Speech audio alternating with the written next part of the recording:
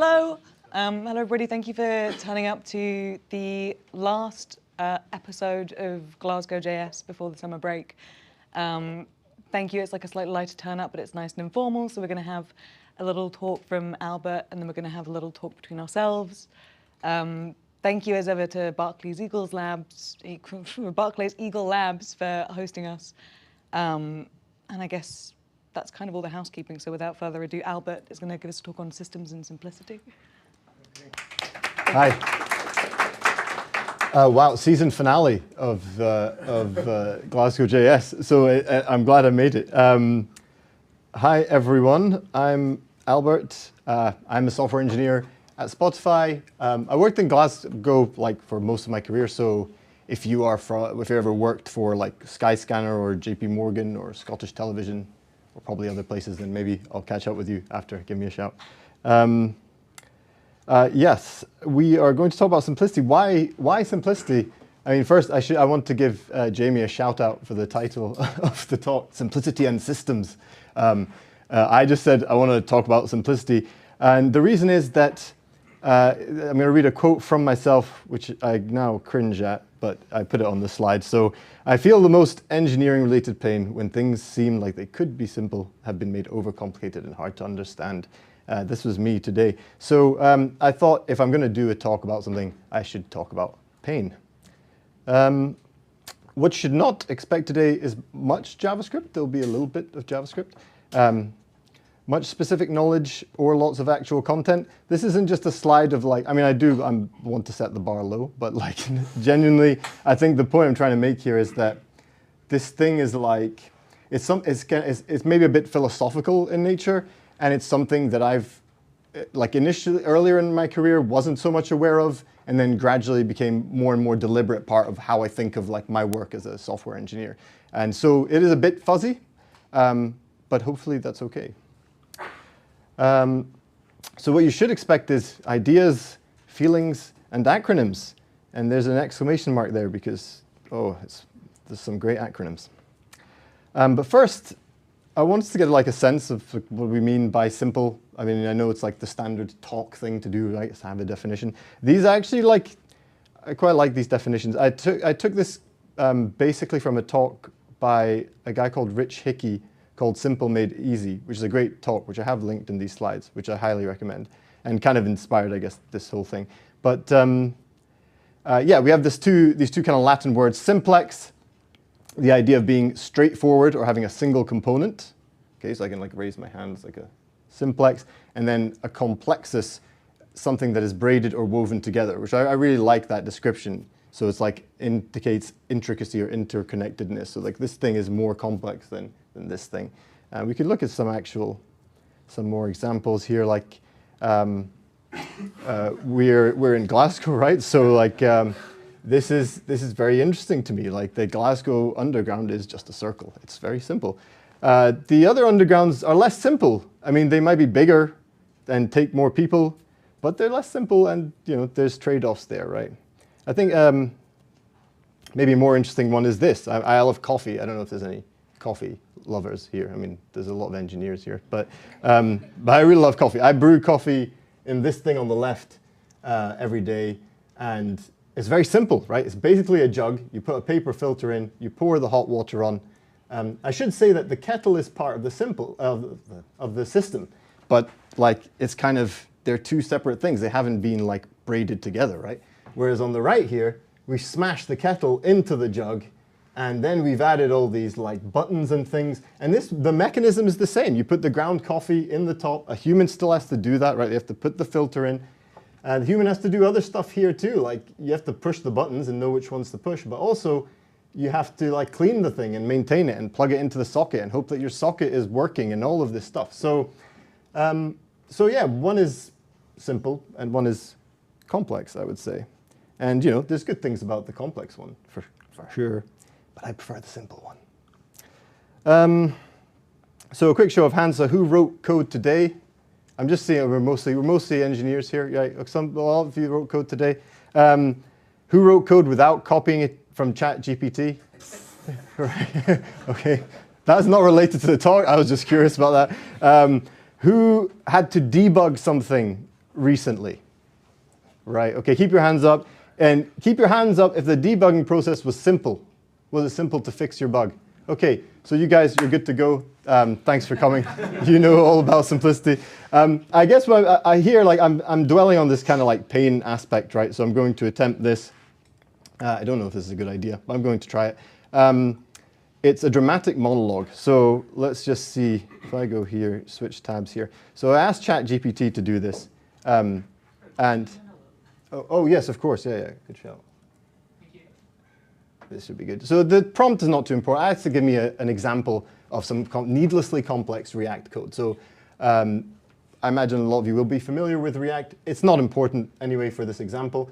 The prompt itself is not important, although I think I tried. This was a third attempt at the prompt, and it completely nailed it. It was just great. So first, though, I need to set the scene. I'm not a professional actor, but I do play one in my job where I have to act as if I know what I'm doing. So I'm going to try. So imagine that I'm at the stand-up in the morning. I'm going to give them an update about what I'm going to do.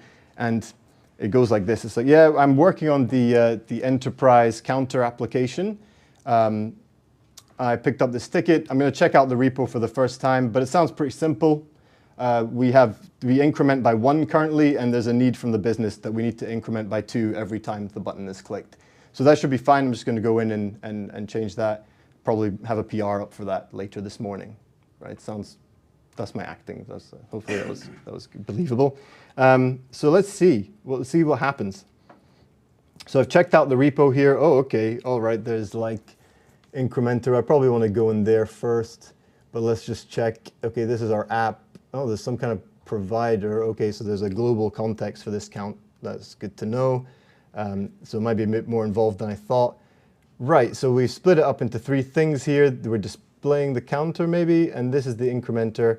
I guess I'm going into the incrementer, but I'm a bit worried that there's all this context. But okay, let's keep going. It's probably the incrementer. I'm sure everything will be fine. Oh, actually, this counter context is interesting. So there's an increment and a decrement. All right, so I probably just need to change this thing to a 2. Oh, but then if I change it to a 2, then the decrement, does that need to become a 2 as well? I'll need to ask about that. But then if I do change, if it doesn't, then there's going to be this weird imbalance, right, where increment goes up by 2, decrement by 1. Are these names like even right anymore? Maybe I'll refactor this. I might refactor it to be like it accepts a change by count.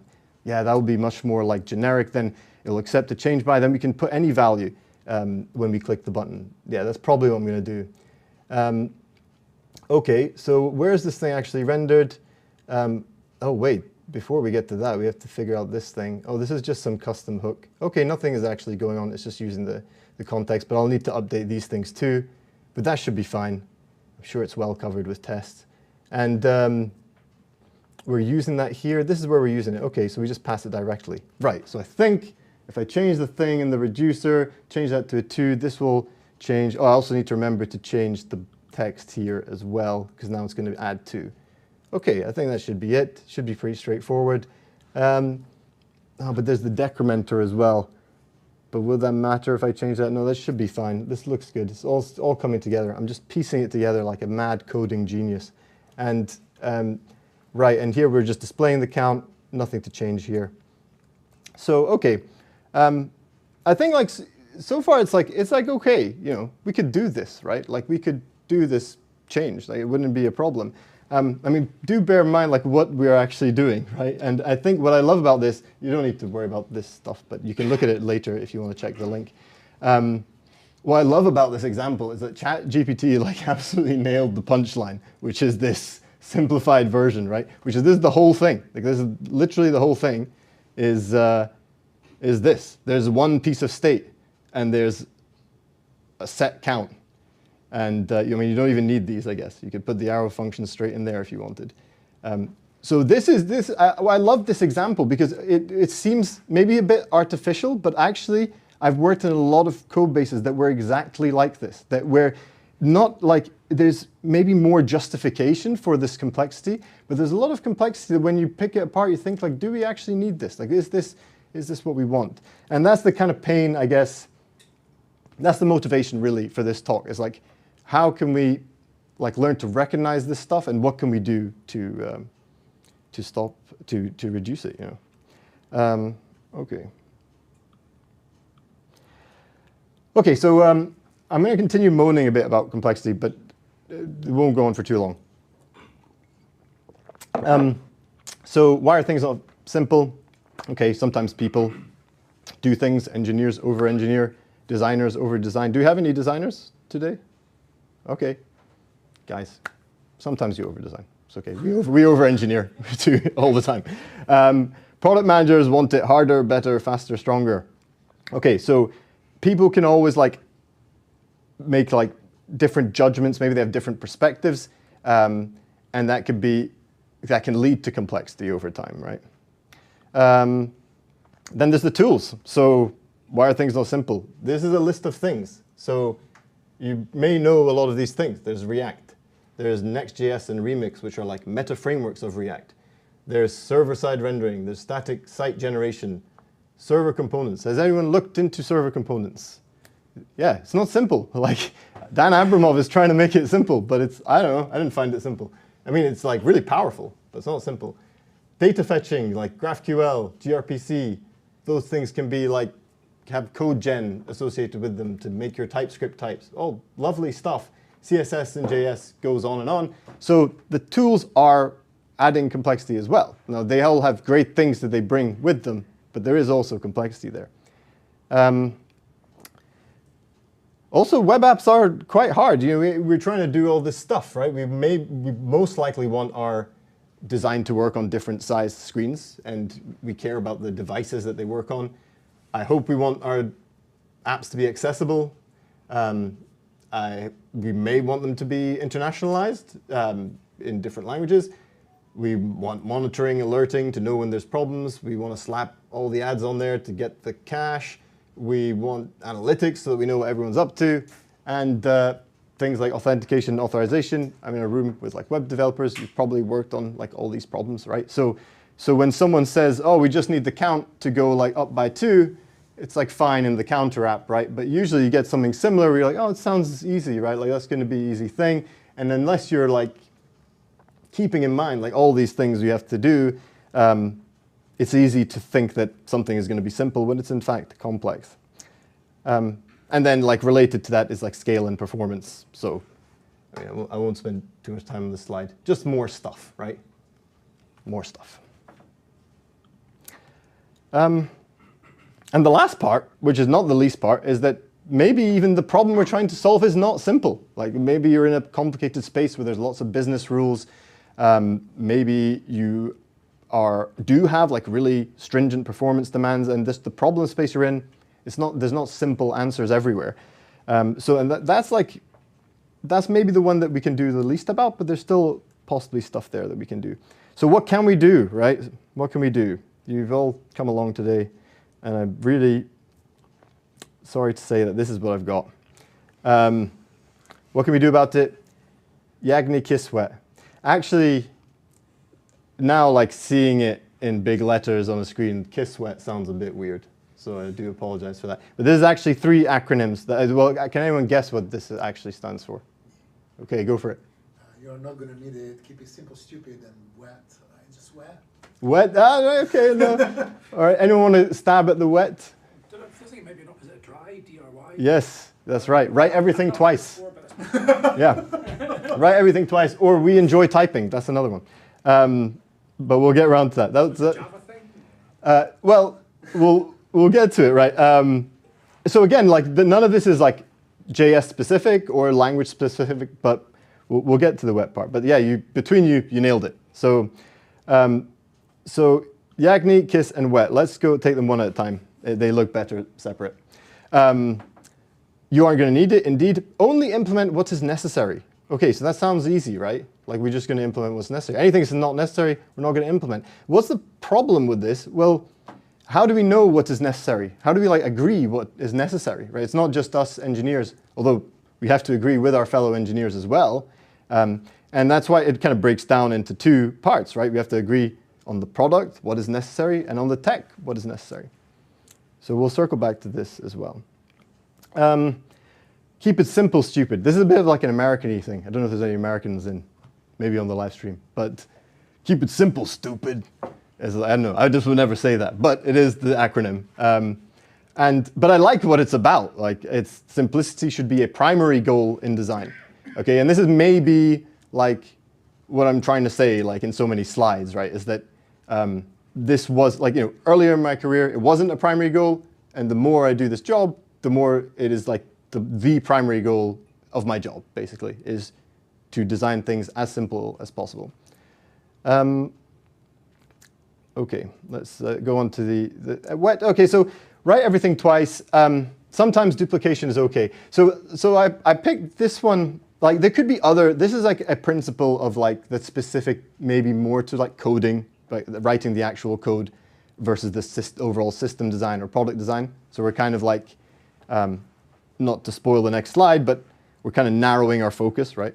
So when you get to the point of writing code, there are lots of actual useful principles. Like, I just chose this one because I wanted to talk about it, because if I had to pick one, it's the one that I found like the most made the biggest difference, basically, which is that don't be too worried about reusing stuff or avoiding duplication at all costs or like making things abstract. It's okay to just like copy and paste some bits of code. Things are going to be okay. And there's other things like this. You could put the single responsibility principle here. That's another thing. But I guess this is kind of what I'm trying to get at with the previous slides, right? So I made this. I was telling Alan, I made this. I just made this in VS Code with like some slashes. This is my attempt at an ASCII pyramid. Okay, this is. I thought, I want to be simple, right? I don't want to get like a graphic. Hey, thanks, man. Thanks. Thanks. That's why, that's what I'm here for. So this is what I was kind of getting at on the previous slides. How can we apply these principles like in the process of building software products, right? So Yagni, at the first step, product features, requirements, and design. Right? So the reason it's a pyramid, right, is because I think like at each step, you get less and less impact as you go up the pyramid. It's that kind of pyramid. So it's like kind of bottom, more simplification can happen. Top, the least simplification, or at least the value that you're going to get out of the simplification happens, right? So the very bottom of this pyramid, the base of it, carrying the whole thing, is figuring out, do we need this feature? What are the actual requirements, and what should the design be? When we decide, like, okay, and that's a negotiation, right? And I think, like, because we're mostly engineers in this room, like, what I want to put across here as well is that, like, a lot of these things sound obvious, right? It's like, okay, don't build something that's not required. But the point is, like, how are you going to know as an engineer if it's required or not? Okay, the only way is, like, you have to invest in finding out. So that means you need to find out about the product. You need to know your product really well. You need to find out about the business that you're in, the domain that you're in, so that you can have these conversations in an intelligent way, right? Otherwise, like, if you're coming at it from just a tech perspective, you're not going to be able to have a voice about, do we need this feature or not? You're like, unless you speak the language, you won't have that voice or have the authority there. So that's the kind of the base of this pyramid. And then once you've decided, okay, we need this feature, then keep it simple. So keep the design like as simple as possible. And we're still talking about just the product design here. But this is, again, somewhere where, like, as an engineer, again, like over the years, I've just worked more and more closely with designers on this deliberately. So instead of it just being like a kind of, oh yeah, cool, like got the Figma file, whatever, like looks good, it's like a collaboration, like where we're saying, like, what is this thing? What are we trying to achieve? What's the problem? How is the design solving the problem? And again, it's always asking, like, can we make it simpler? So we've got our design, and then the next step up the pyramid is the tech requirements. It's like, okay, now we know we're building this thing. This is what it's going to look like. What do we actually need on the tech side? What libraries are we going to use? Maybe if it's a wider system, like what's the architecture of this thing going to be? There again, you can ask yourself if you need it. Like do you need the scale? Like, do you actually need it? Do you need the performance? Do you need browser support. Maybe you're working on an internal tool. You don't need those things. So you can ask on the tech side as well and be deliberate about that. And then again, in the same pattern, that when you're doing your technical design, and maybe it's like if you're a one-man show, you're just designing it yourself. In big companies, there's like design reviews or whatever, like meetings about these things. These are all opportunities, right, to try to simplify. So we're not just looking for like a big idea of like, is this good or bad? We're saying the primary goal is simplicity. So that's an opportunity to apply that. And then the last part is like when you go about building it. And that's principles like WET, like keeping things simple. Again, here, I guess, like this is where this talk is kind of a bit light on the details, but I guess it just illustrates like how the focus on simplicity just continues like through the whole process of like when you're building software. Okay, so yeah, this is like coming to an end here. I didn't even start my timer, so I actually have no idea, but I guess we started roughly on time. So how to apply these? I guess like what I would love is like that we develop a taste for this stuff. So like that example that we looked at that ChatGPT made, like it's a toy example, but I see these like things like all the time, like every day at work. You see things that look like they have a certain shape and that they could be much simplified. I mean, sometimes they can't, but sometimes they can, and I find that very useful. And then you share those tastes. So I guess that's like what I'm doing here. As you know now, like I prefer a V60 coffee drip to like a filter coffee machine. And then yeah, the learning part. So because learning always sounds great, right? It's like we need to learn as part of our job. We need to learn new tech, all that stuff. But I'm not just talking about learning to further our like personal development. This is learning with the goal of being able to have those conversations, to be that like a voice in terms of simplifying like what we build, how we build it, and being able to have influence there. I think if you don't have the knowledge, then you can't have the influence. Yeah, and so at each step kind of up that pyramid, we're just asking like, how can this be simpler? And if you get stuck, there's always Yagni Kiss Wet. Right, thank you for listening.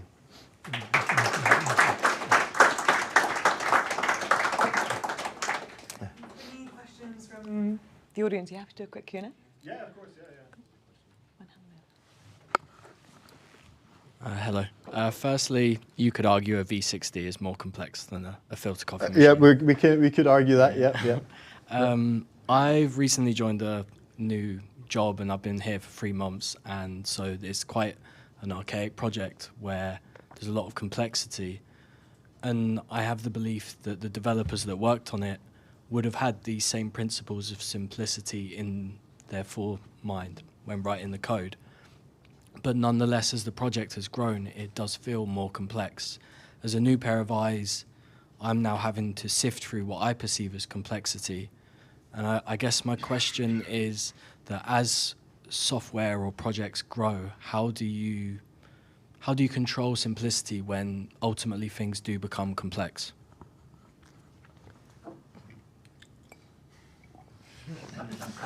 Good question. So, I mean, this has been the theme in most of my workplaces as well. There's normally at least one kind of legacy, or maybe many legacy kind of corners of the code base. A lot of the time, sometimes it's different to what you said. Sometimes it was done in a hurry and it's a mess.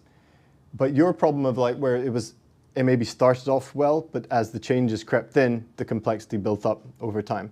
I think the easy answer is that this is a cultural thing. So the way that I've seen it solved at like, not solved, but what's the word, mitigated at like bigger companies is that there's like, well, there's many layers at which you can do it.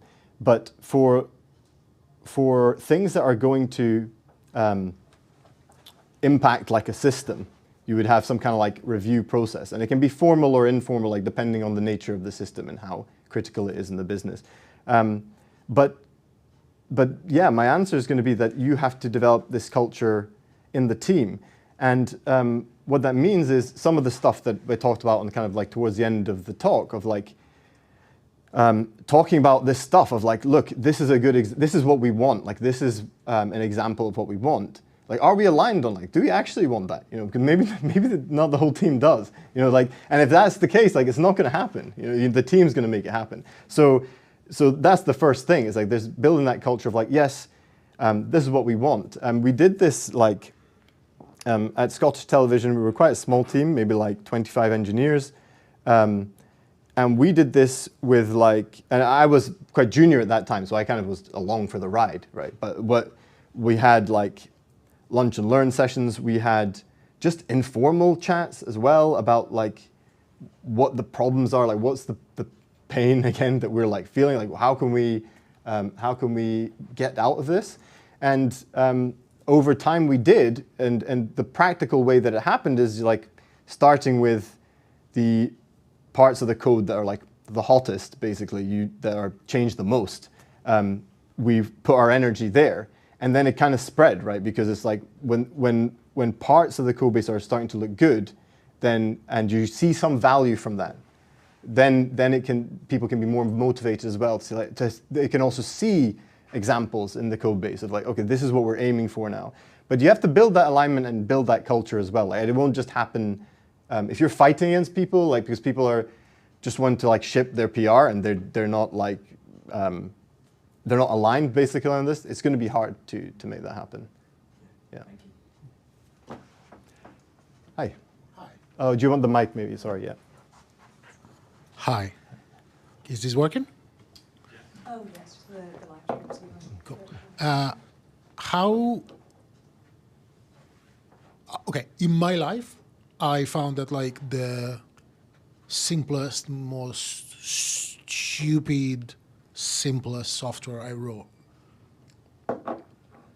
was written start to end with test-driven development. Okay. How do you feel about that? Like, and there is a Yagni you didn't cover, which is Yagni for code. Sometimes our code bases are layered with like craft of code that will never get executed, and there is this like I like before I stop and stop rambling. I find that like deleting those code lines is one of the most difficult and satisfying experiences as a coder. Yes, absolutely. Because you're throwing away bits of brain effort. Yes, exactly. Anyway, TDD. Yeah, so TDD. I mean, TDD. I think if we start with tests, so the idea is like maybe if we look at our example again, that ChatGPT put here, right? So if you look at this, like if you wrote a test for this first, it feels to me like, and you were following true TDD. So where TDD is like you write a failing spec, and then you write the minimum steps of code needed to pass that spec, and then you write another bit of the spec, and you keep going in this process until you have fully implemented the feature, right? So that's my understanding of TDD. I'm not a TDD expert. I worked in one place where we practiced it, and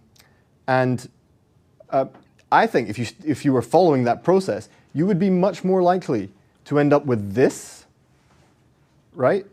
Because remember, you're writing like the least amount of code to pass the specs at each step, as opposed to all this stuff,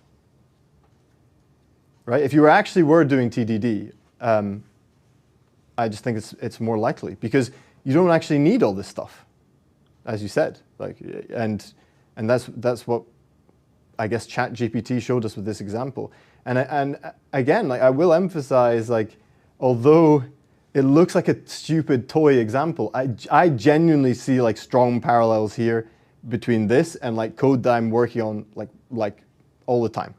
So I thought it was quite a realistic one. And yeah, I just can't see, like if you were following TDD and writing the minimal amount of code to pass the spec, I just think it's much more likely you'd end up with simple code like this than something that's strewn over multiple files, because ultimately, like this is just a simple thing, right? And this is like our code is especially on the front end, if we're using a framework like React, encourages us to use components, right?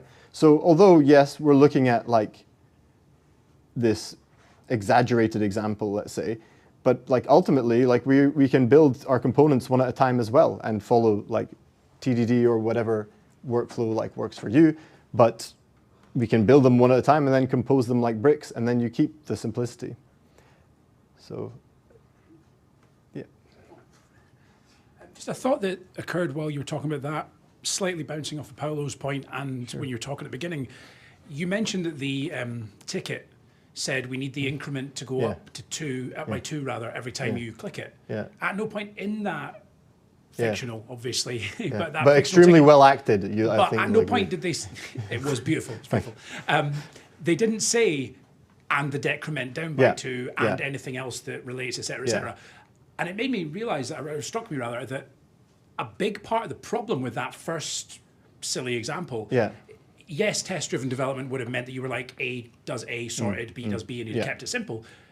But possibly the tickets themselves, going back a step, somebody said, I want the increments to go up by 2. They haven't thought through the process enough to realize that decrement probably wants to go down by 2.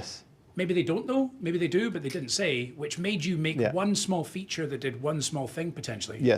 And so I'm wondering, like, philosophically, even further before you get to the point of test-driven development, maybe the request itself is the problem? Yeah, so I think this is great. This brings us back to the pyramid thing, right? So that's why I was trying to stress that, like, the base is like what's holding the whole thing up, right? And the base is where we are questioning the product features, the requirements, and the design. But the thing about that, like, acted out bit that I did, the reason I did that was that, so I'm here, like, I'm standing talking to you guys about like simplicity, right? But I genuinely do that like all the time. I'm really bad for that. Like, it is a weakness of mine that I'll see the thing, it'll be like, oh, it looks pretty simple. And then I'll jump into it, and then I'll realize, like, wait, it's not simple. Now we have to go back, right? I do that all the time. I'm trying to, I'm trying to improve at that. And I think that's where, like, applying this at the right steps. Now, what the right steps are varies from team to team, right? Maybe you do your planning sprint to sprint. Maybe you kick off a project, you have a big design sprint or something, and you're fleshing things out there. Maybe a bug comes in, and you need to figure out, like, like, what is actually the problem here with this bug, and you need to find out, like, what is the requirement, like, how should it be? Sometimes it's not clear, like, is it a bug or not? But yeah, I think the point that you kind of like highlighted there is that this part needs to be at the base, like that's where you're gonna get the most value. So if you can get it right there, like before, maybe even the Jira ticket doesn't even need to be there in the end. That's the other thing, So like, and it's the same way you said the code, like deleting the code. So it's like, that's the layers, right? It's like, maybe, do we need the ticket at all? Okay, we do. Can we make it simple? All right, we've made it simple. Do we need all that code? Like, maybe we don't. Do we need the microservice for this? Do we need to set up a new service? Does it need its own database? Like, all these things. It's like, do we actually need? And then, okay, we've decided we do need these things. Like, how simple can we make it? And then at the top, alongside the write everything twice is where, like, TDD could go there as well. That's like now a technique of like actually coding the stuff, right? Write everything twice. Like, we're saying, okay, in our team, we're comfortable with this level of duplication, right? And we talk about that. Like, we're like, look at examples of like, this is an okay amount of duplication. And I know I've gone on here a bit, but like, we can chat about like more specific examples. I didn't want the talk to be like diving into too much specific examples, because this is the part basically that I wanted to, I guess, share, is this kind of overall like process of how do we, like, at each step try to keep things simple.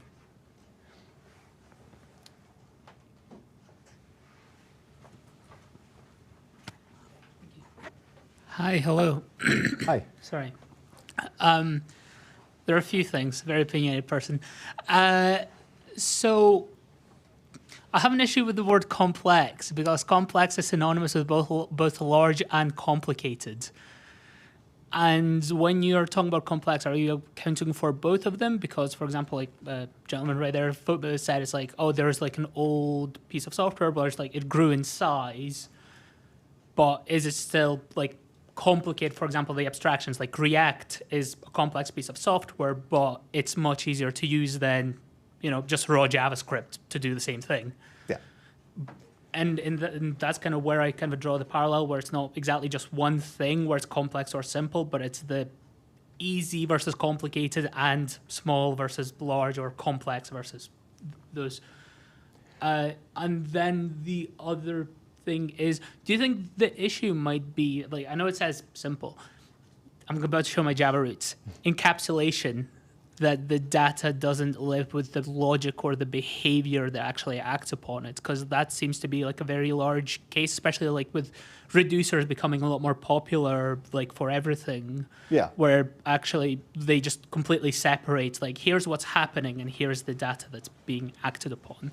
Okay, cool. Yeah, so there's two questions there. So the first question is about like kind of the definition of complexity, and the second question I think is about yeah, and you mentioned encapsulation specifically, and there is like we can have a look at that.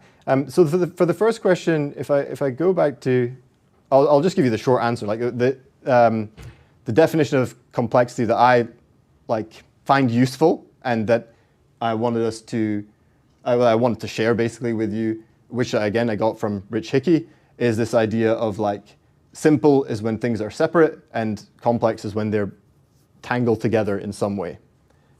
Loosely coupled. Yeah, that's also another good phrase, loosely coupled.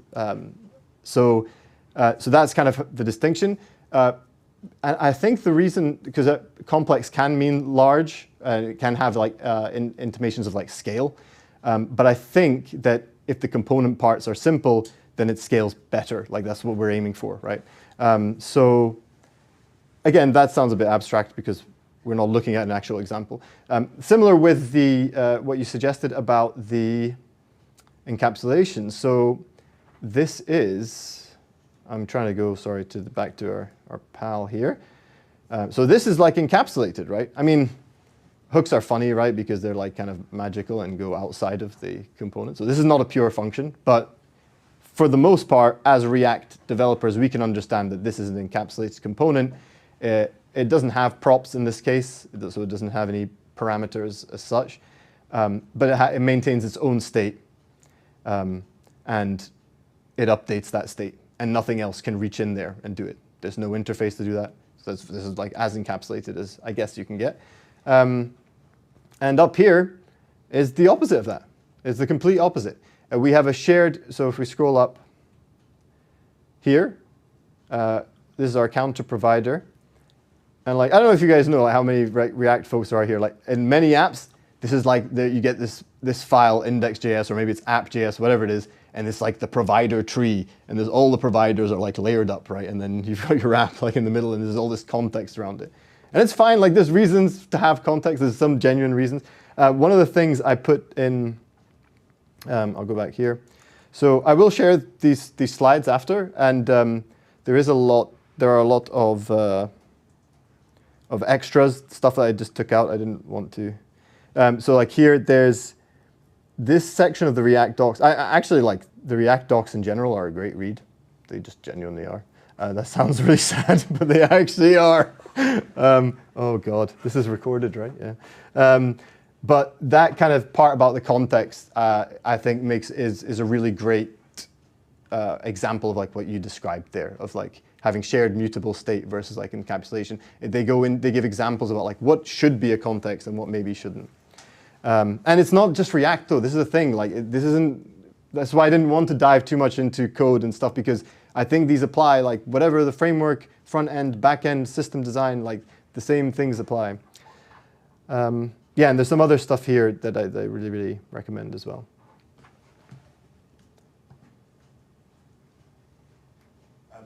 Thanks for answering all the questions. We're obviously going on a bit, maybe a bit unexpected for you, but I think this discussion kind of really gets to the core of what it means to be a sort of experienced software dev.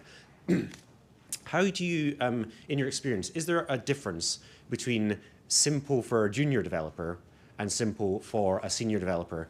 Because sometimes there's a tension between knowing maybe a little bit more, say JavaScript, and being, oh, I could write that in one line, and I know what it means, versus members of your team who maybe need a while to parse that. So in a way, you know, a simple code base for a senior is a different thing to a junior. Have you found that? Is it an education thing? So I think I mean, by definition, right? There's going to be like juniors need education. Like that's why they're a junior. Otherwise, like they wouldn't be. So they're good, like. But I mean, I think as engineers, like we're all learning all the time. But the gap can be more noticeable like earlier in your career. Like I felt that early in my career. I like felt just like lost in a big code base, and then I built up intuitions for like how to navigate and what are the patterns. What are the good bits of the code base? Like, what do I want to actually do? What are the bits I shouldn't be, like, what are the patterns I shouldn't be following and things like that. Some of that was like self-driven. Some of it was driven by the things that I described that we did like as a team. So there's always going to be this difference. I think you kind of like what you were touching on there was more maybe like towards the top of the pyramid where it's going to have less impact.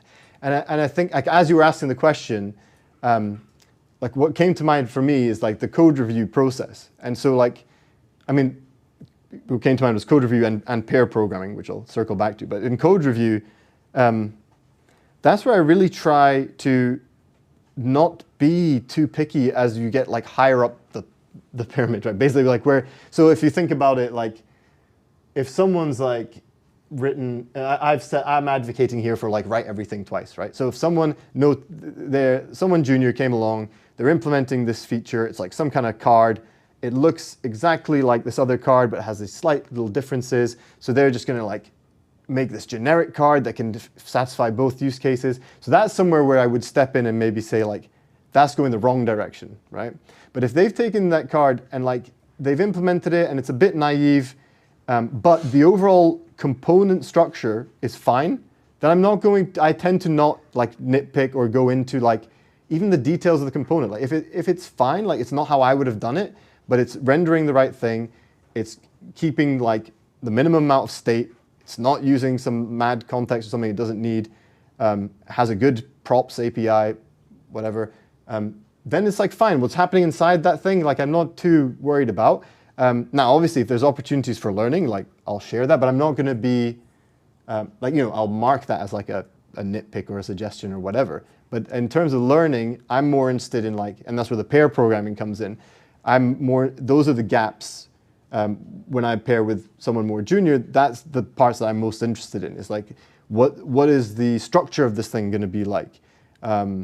What is the state that we actually need? Like, what are the state changes? Things like this, where it's like, I think, because now, especially now, right, you've got Copilot and ChatGPT and whatever, like the actual coding of the thing, like they're going to figure out how to do it, right? Most of them anyway, a lot of juniors, I start pairing with a junior and they're just miles ahead of me, like coding away, and I'm having to like rein it in, like, okay, like what are we doing? Where are we going? So it's, there can be a gap in some ways, and then in other ways, like, it's not so much a gap, but like the cultural part of like, okay, what's important? What do we care about? What are we trying to do? What are the, and also, sorry, last point on this question is the knowledge part, right? Like I said about the learning. So that I think is, for me anyway, and still today is like the biggest thing that I can do to like improve my impact as an engineer. So as I get more senior, is like knowing about the product, knowing about the business rules, knowing about like, knowing how to work with the designers, like to like the back and forth, like how can we get this like right, knowing like what they care about, like that empathy part, all these things, these kind of like, not just soft skills, because a lot of it is specific knowledge as well, knowledge about the tech, the system, what's out there in the company, like what can we use, what should we not use, what should we build, what should that team build, etc. So like that's all like wider context, and I think as junior engineers progress, like they pick up that stuff, and then that's when they can become like much more effective. So that was a rambling answer to your question, but yeah, it was an interesting question. Torment you with any more, or is that enough on the room? Okay. And your example is fine, but it looks like it's mostly applicable for small projects. You again, I'm point to your experience. for example, this ChatGPT gives this increment, decrement, this stupid ideas, but we have to understand, in case we change it to increment by 2, it should be breaking changes, release process, and it takes half of the year just to release. Yes.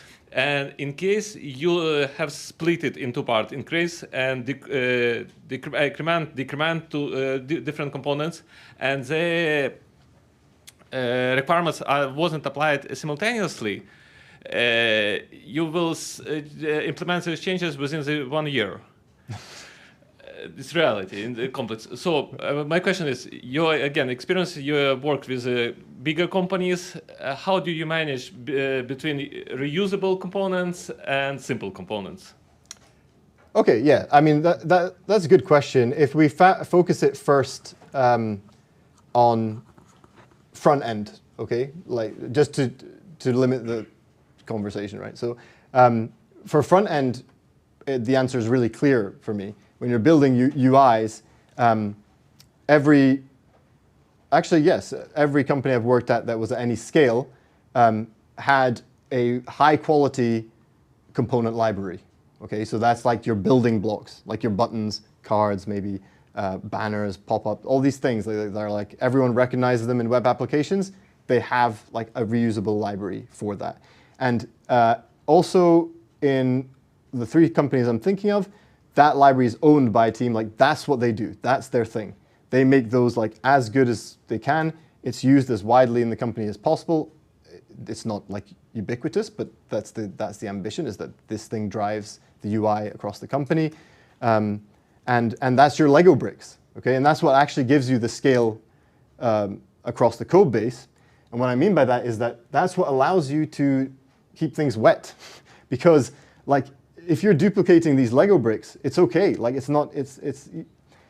they are bricks. Like, they are meant to be composed together. Now, if let's say you have a certain configuration of components, like it's like some kind of card or something that's combining like an image, some text, whatever, and you're using that all the time, and there isn't in your component library, then okay, maybe that's the time to make it like reusable. You're using it everywhere, and like you want to change the design of this thing, then you hit like a different kind of pain, right? Where it's like, oh, we have to change the design of this card, but actually it's like coded slightly differently everywhere we use it. And that's the point where you can tackle it, and maybe it goes into the shared component library, right? And maybe you work with that team to do that. Actually, again, in all those 3 of those companies, like those reusable libraries accept like contributions as well, which is interesting. And they're open source as well. So, so that's the kind of UI example, right? It's like you do have reusable, you absolutely need like reusable things. Also, like, I don't mean for this talk to be like against like all abstractions. Like all these things I listed, the tools and stuff, like these are amazing tools, right? It's more about the approach of like, how do we deploy these tools, okay? Like what we want to use them to get the most value we can, not just right now, like not just to ship the thing as fast as possible, but like as you described, like when you come back to it and you're layering on more stuff, because that's how the complexity kind of like, it's like a compound thing, right? It starts off okay, then it's like a little more complex and a little more, and then over time it becomes unmanageable, and many projects become like that. So this is like a kind of philosophical antidote to that, right? It's like, if we think this way every day and we have this culture in our team, then maybe we will avoid like creating all this complexity. That's probably taking you far enough with that. Thank you so much. It's really useful to have yeah, really sort of simplicity can be such an abstract concept, but you've sort of given us some really concrete and useful and sort of day-to-day employable tactics. I think that's really cool. Yeah, thanks. As I said, there's some extra slides at the end, which I didn't include in the talk, which kind of cover some of the things that we talked about. So I'll share the slides at the end. And I'm a bit of a dad, like I'm only on LinkedIn, but like if you ping me on LinkedIn, I will reply. So if you want to chat about anything, please feel free. And yeah, thanks again for listening. There we go, our headliner for GlasgowJS Summer. We'll have a quick break and then we'll come back in about 5-10 minutes and look at some discussions that we can have over extra beer and pizza, but go grab a slice, grab a can.